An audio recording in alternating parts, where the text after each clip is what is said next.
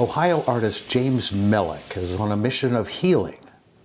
Since 2015, he's followed a divinely inspired calling to illustrate the plight of veterans and their canine companions.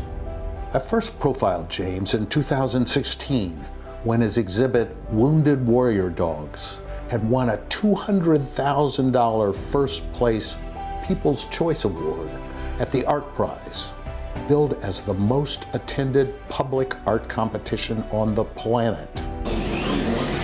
James lovingly carves the life-size dogs from wood.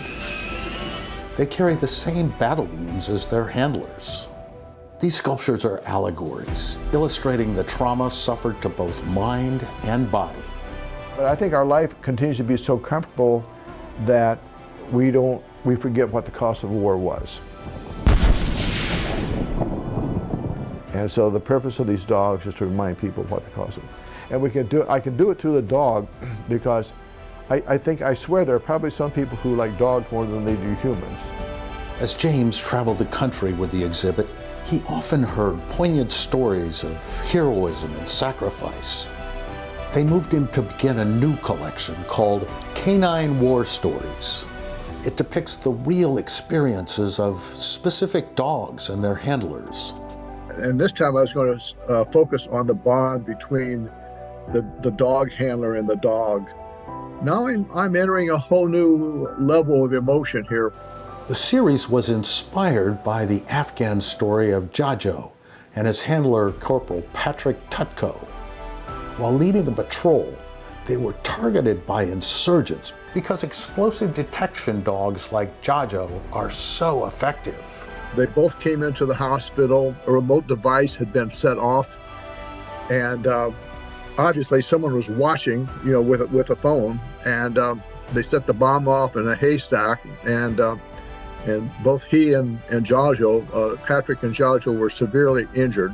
As he regained consciousness after extensive surgery, Patrick's first words were, "How's my dog?"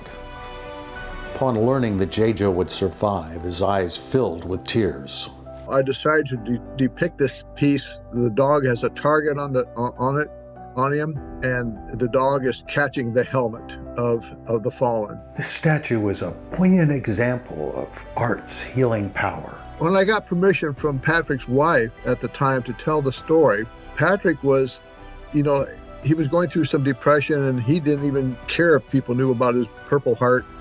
He was very withdrawn, and later on I would get letters from the family telling how much that piece meant to him and how he's come out of where he was. James finally met Patrick in 2019 when he saw the sculpture for the first time.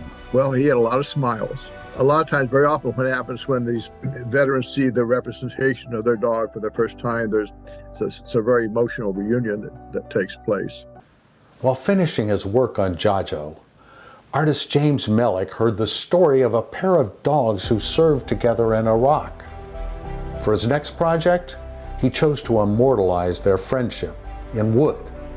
Marine Sergeant Chris Willingham's canine Luca often played with Army Specialist Corey D. Wine's dog Cooper, cavorting with a squashed football Corey'd brought from home. They scrap over this deflated football, this floppy football that they would both play with.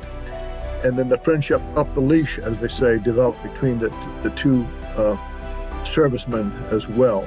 One day, each team went out with different patrols. Corey and Cooper did not come home that day. They did not come back to the base because a remote explosive had been set off again, and both Corey D. Wines and Cooper lost their lives. And that was the first canine team killed in the War on Terror. Luca and Sergeant Willingham did make it home that day. During her career, Luca served on over 400 missions, yet there were no human casualties on her watch. In 2012, while on patrol, Luca barely survived an IED blast, and she lost her leg. In the carving, she proudly wears the British Dickon Medal. It's the highest award given for animal bravery. I wish there was time to tell more of the stories that James Mellick has memorialized in wood, but you can read about them all in a recently published book. It can be purchased at jamesmellick.com. You can also find it by Googling Wounded Warrior Dogs. James says immersing himself in the heroic stories of these warriors doesn't come without consequences. It takes a lot out of you, but it also gives you a lot because it gives you a purpose at the same time. And the purpose is kind of like this whole, from the Wounded Warrior Dogs to the Canine War Stories. And I just thank God for having given me that purpose to tell these stories. As one of many who have seen and been moved by the exhibit, I'm grateful to James for taking on this project of healing, both for our veterans and for their canine companions. For Pet Pals TV, I'm Steve Sweitzer.